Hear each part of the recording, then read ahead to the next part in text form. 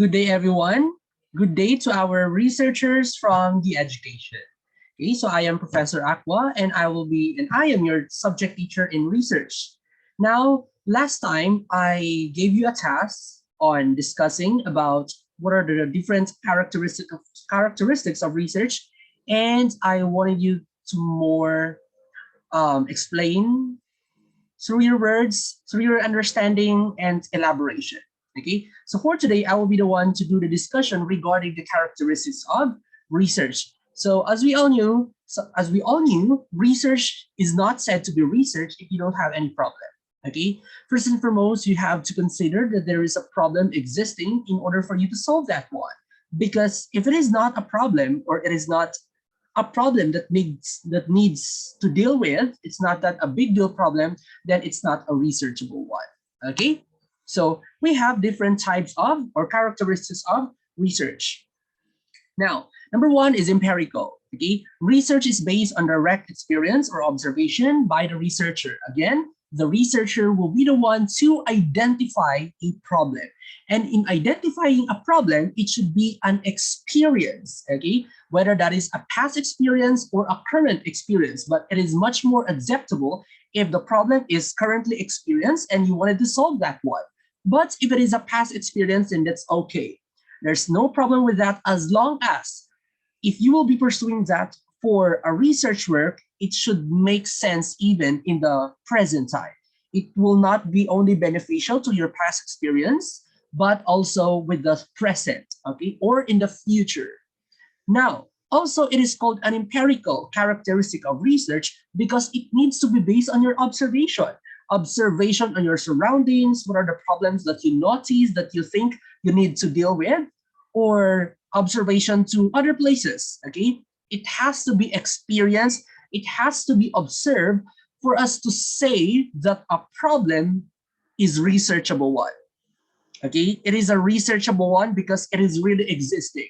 It was experienced, so it's a real experience. It was observed, so it's still a real observation. It is not any just imaginations or any of your pre-assumptions, but it is a fact that you experience and then you observe the problem or by the researcher, and then that is what we call an empirical characteristic of research.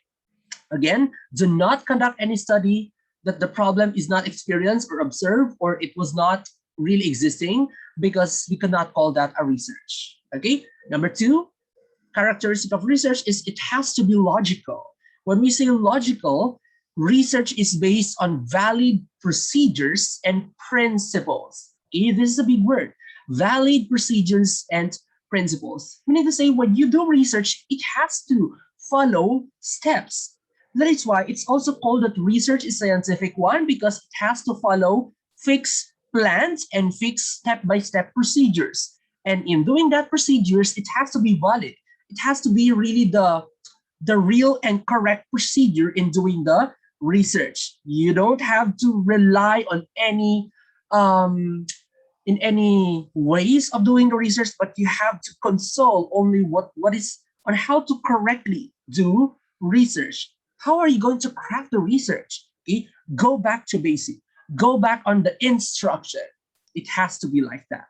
Okay, and principles as well. There are many principles when it comes to conducting a research. For example, it should be one of your principles is to not be a bias.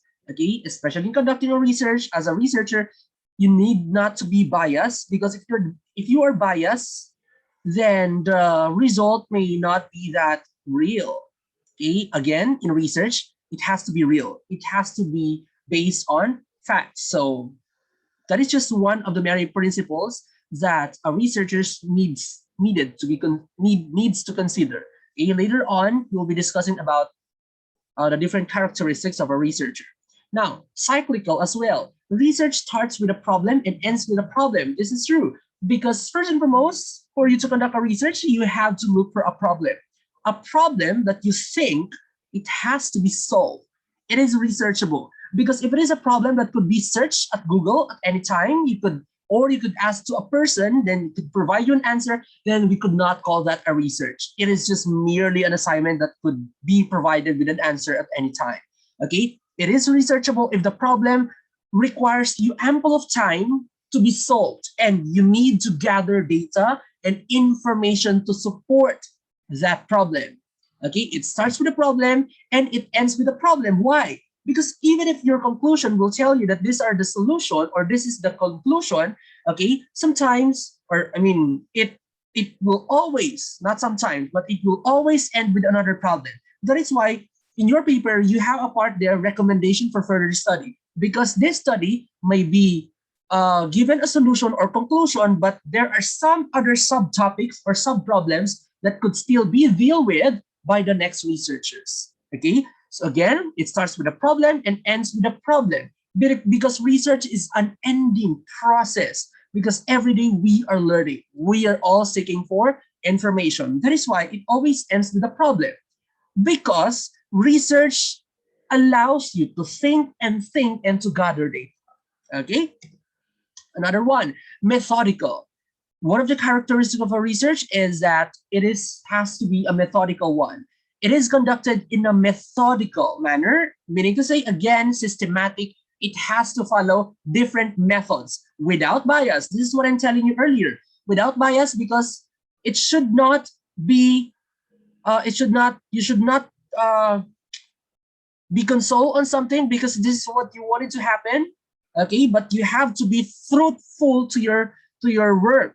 You have to be real on your results, especially on your results. Whether if you are supporting the problem or negating the problem, okay, whatever the result, be it. You don't have to be biased, because if you're biased and then you are changing or manipulating some of the results or some of the information, then it will question the validity and reliability of your research work. Okay, which is not good in a research work. Using systematic method and procedures. Again, systematic method, it has to follow fixed plans, and method. Okay, only follow different steps. You should not overtake steps. It has to be step 1, step 2, step 3, and so on. Okay, and procedures. Replicability. Research design and procedures are repeated to enable the researcher to arrive at valid, conclusive results. Okay, again, replicability. Okay, sometimes the design and the procedures are repeated so that you could always identify if it is correct or not, this is valid or not, because sometimes on the first try, especially on gathering data, um, it is not yet that valid, because there are some different factors that may affect them or you gathering the data. Okay, so for it is to be reliable, sometimes you have to ask it again or gather the data again. Okay, but it is not, it is okay to not do it anymore, as long as on the process of you gathering the data, you have to consult with the different procedures, mechanics, okay, that is anchoring to still on the ethics of doing the research. Okay, now we have the different characteristics of a researcher. Intellectual curiosity. Researcher undertakes deep thinking and inquiry of the things, problems, and situations around him. Okay, what is meant by this? What is meant by intellectual curiosity? I would just like to ask, what do you think? Okay, so again, a researcher should be an intellectual, curious person, because there are so many information that you will be undertaking, and with those information, it requires or it calls for higher thinking skills. So you have to deep think and inquire. Okay, because you are now a researcher. You're not just simply doing an assignment that you could copy at any time. When you do the research, when you gather information from different sources, for example, in internet or in books or in journals or in any articles, you do not just copy, because after you copy, you discuss. You discuss, you make sense of the information, you understand. Okay, you justify your claims, you discuss, you debate, you argue from those information. That is what this research all about. Okay, you have to deep think, okay, or think deeply or inquire. You ask and ask, gather information. Okay. Prudence. Number two characteristic of a researcher, prudence. Researcher is careful to conduct his study at right time and at the right place, wisely, efficient, and economically. This is true.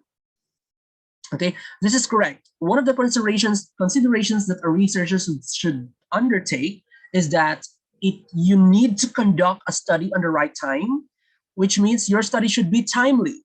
It is a problem that is being experienced by many at this point in period. That is what we call right time. And then a right place, meaning to say the locale of your study or the place where you get the information should be really experiencing that problem.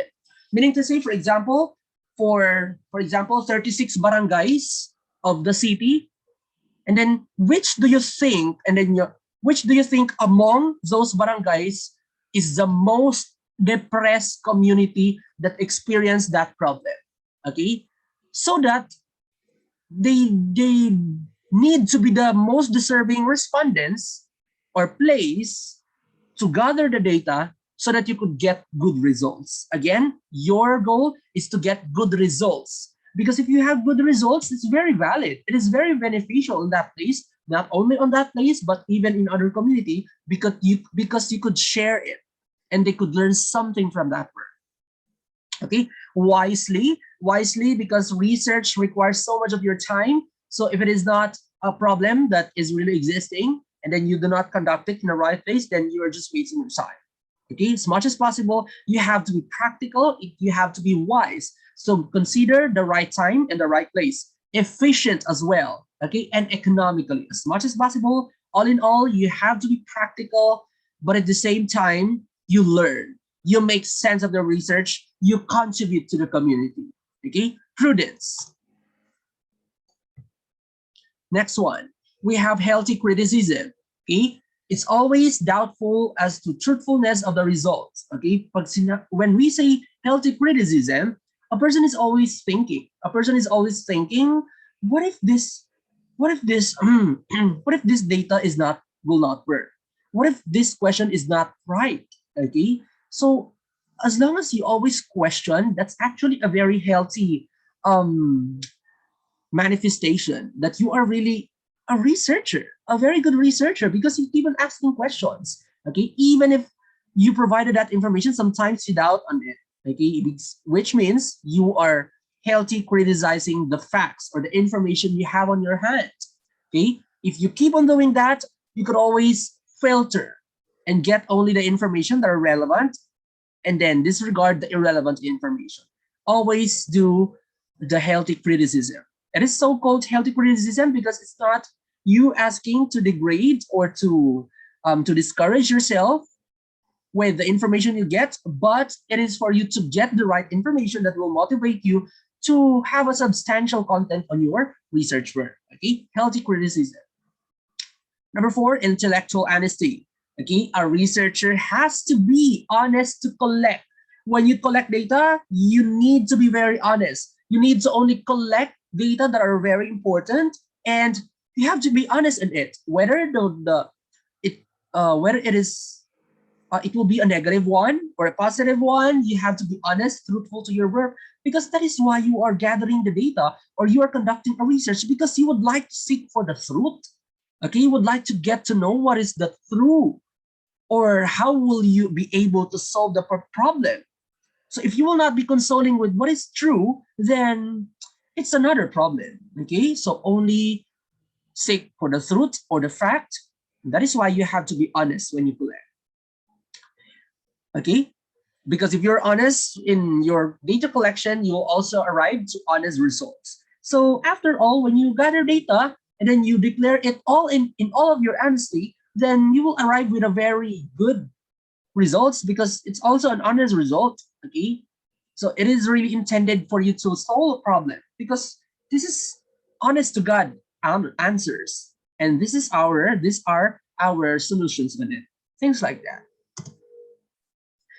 Okay, so we have again qualities of a good researcher. We have researcher. Number 1, for our research oriented. When we say research oriented, you know the principles, ethics, and ways on how to do the research. Okay, Because if you are not knowledgeable with those information, then you could not do research. That is why we have this research one, because the introduction to research in the research one will be the prerequisite understanding or information or knowledge you need to be equipped with in order for you to consider or to proceed to the research two. If you don't have any knowledge from the research one, then research you will be having difficulty in your research two. Okay, so basically the research one is teaching you on how to be a research oriented student. Okay, another one, letter E, stands for efficient. A researcher needs to be efficient because a person or a researcher needs to be active at all times. Okay, you need to be present on your work in order for you to gear towards your goal. So that in order for you to do your action, you have to be there. You have to be efficient. You have to be doing something. Okay, S, we have scientific. It's said to be scientific because, again, in research, you will do a systematic way of processing the papers or accomplishing the works, which means a person should also be a scientific one, scientifically in mind, because you need to orient your mind and your body that you have to follow steps. Okay. E, effective. Okay, aside from the efficient, you have to be an effective researcher, again, so that you could arrive with effective and correct results.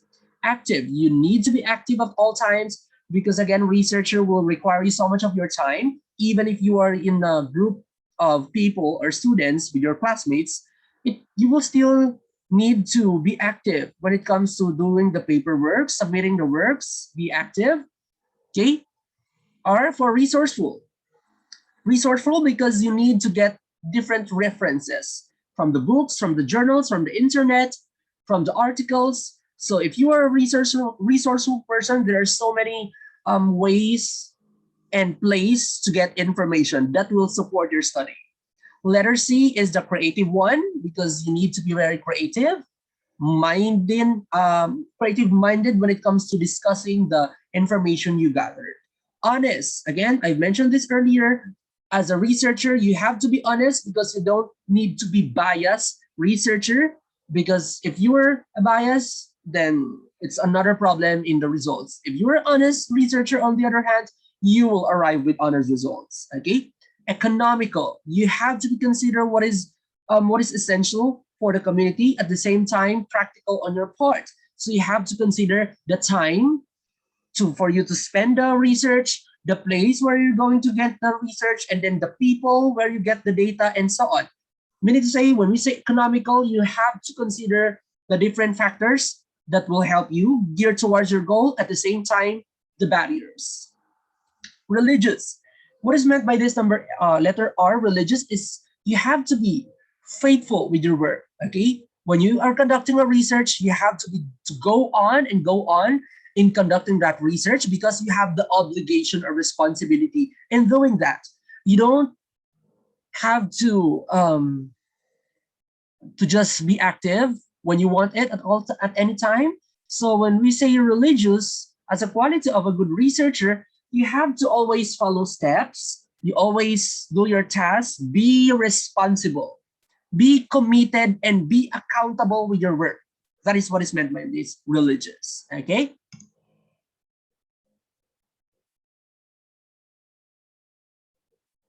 Man's major needs and problems demanding research. It includes how to reduce his burden of work. Okay, so there's so many benefits that a research or that a man could get from the research. These are just some of those. How to reduce his burden of work, how to relieve suffering, how to increase satisfaction in fulfilling his needs, cravings, and aspirations. Okay.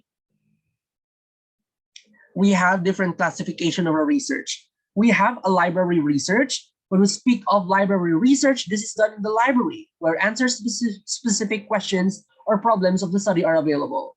Okay, so this is just like an assignment that when a person or when a teacher gave you an assignment, you could always find the answers at the library by searching, by just looking for the book that the information is there. Then you could provide them the answers at any time. It is just available at the library. When we say on the other hand, field research, it is conducted in a natural setting. Okay, when we say natural setting, you are in the field of work, actually in the field of work.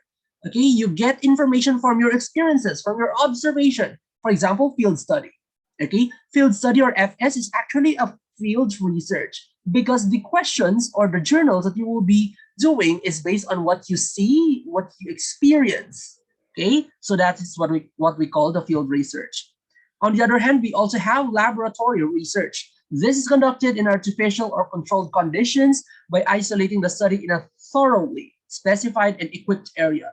Okay, so the example of this one is actually the scientific research of the medical technology students. Okay, for example, the leaf extracts as a heal or as a healer in this disease. So in order for them to test the effectivity of those herbal products, they have to test that in a laboratory.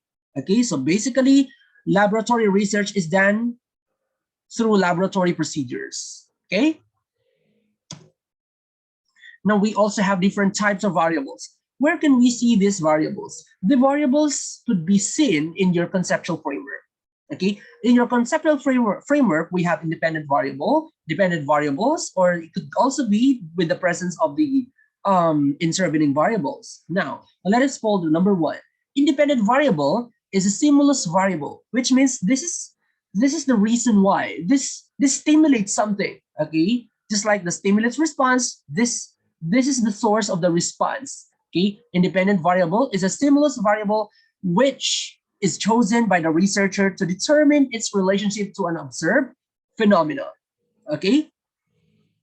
On the other hand, when we speak of dependent variable, this is the response variable. So again, independent is a stimulus. Now it will be responded by the dependent variable because the answer or the response will always depend on what is given. Okay, if the given is if the given is the teenage pregnancy, for example, as the research problem, then what should be the response of the mothers, teenage mothers on that? For example, you are studying the perception of mothers on teenage pregnancy. So that will be your dependent variable. Okay. Again, dependent variable always depends on the independent variable because the independent variable will serve as the reason why you arrive with the second one. This is the root, okay? This is the stimulant, as we say, okay? We also have the control variable. From the word itself, it's controlled by the investigator in which the effects can be neutralized by eliminating or removing the variable, which means when we say control variable, we could remove that at any time we want it, or you could include that, okay? Which means in the sense of the research work, it could be included or it could also be not included. That is why we call it control variable.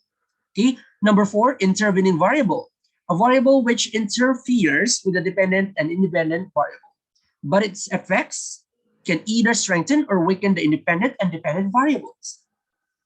Okay, so with the dependent or with the independent variable which serves as the stimulant, dependent variable which serves as the response, there could be on the middle, which we call intervening variables, which means the intervening from the word itself, it intervenes or it could affect either of the two. It could affect to strengthen that one or it could weaken the two variables. Okay, that is why it's an intervening variable. It's like in the middle. It could distract. Okay, and then moderator variable.